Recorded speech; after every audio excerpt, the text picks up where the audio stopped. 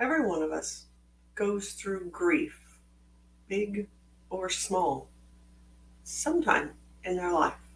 Hi, I'm Barbara Ann Shepherd, your personal mastery and accountability coach. And today is kind of a rough day for me because 11 years ago, my little girl, Gabrielle Ann, passed away.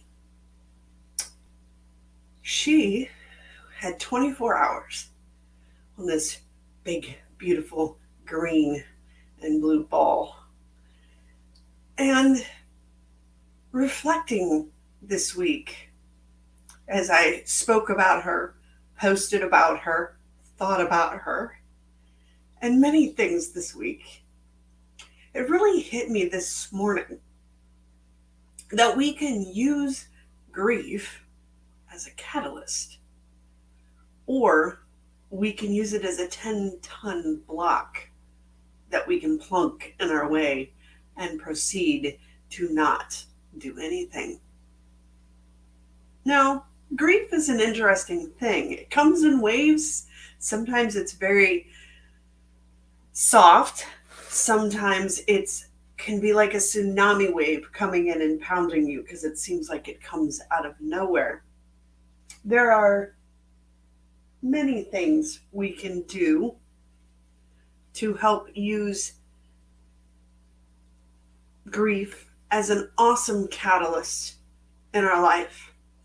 I know Gabby, as I like to call her, is a catalyst for me. She's the whole reason my business exists. After a few years, it did take some time to get over this, and even that isn't getting over it, it's getting on with it. More so, because we learn to live with our grief, and those tsunami waves become a little less as we get farther from the event. And that happens whether that's the passing of a child, or the loss of a job, or the loss of a friend, or the loss of a family pet, or any kind of grief that we have within our life. We need to mourn it. We need to be able to release it, because we never lose it. We must release it so we can move on and do bigger and better things. Last night I had the joys to go see Top Gun Maverick, and other than saying it is an awesome, awesome example of letting go of the past, I won't give any other teasers away in case you haven't seen it yet, just other than the fact that go see it. For me, it was very poignant because yesterday was her birthday. Today is the day she passed away. So stepping into my grief, I gave myself the grace and the time to go ahead and make no big decisions for the first year or two.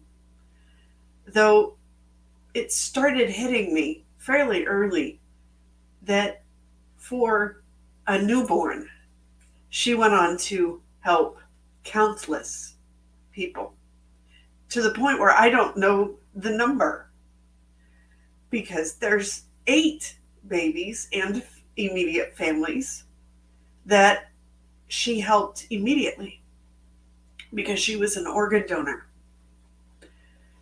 I know she helped my family. She helped my husband's family. And all of the people that she touched, and she was even involved in some of the trisomy 18 research, because not only was she an organ donor, we actually donated to research as well. So we could understand what it means to have it, and hopefully someday raise the odds of survival. It's an interesting thing how we can use the catalyst of her passing, yet her mighty deed of being able to impact the world. 24 hours on Earth, and she impacted 8 people. So, my first LLC and current LLC, Iridescent Solutions, was born out of that. How can I help impact the world in my way? And of course, it's morphed into Graceful Warrior Coaching. Because we must have the grace to give ourselves permission to feel the feels. As you see, I'm crying. I'm letting it come up and out because it's far better to do that than to let it be pushed down and have it become that 10-ton block. Being able to speak about her and what she did allows me to be able to move into and lean into my fear that I'm not enough. Because until recently, I didn't look at being her mother as part of her impact. And now I'm seeing that in a different light and a different way than ever before. She would not be here without me. I would not be here without my parents, and so on and so forth, all the way back to the beginning of at least our time here on Earth. We matter. We matter. Even if it's the most tiniest piece that you hand somebody else today, it matters just as much as you do. We all give something to someone, some mission, some cause. So go out this weekend.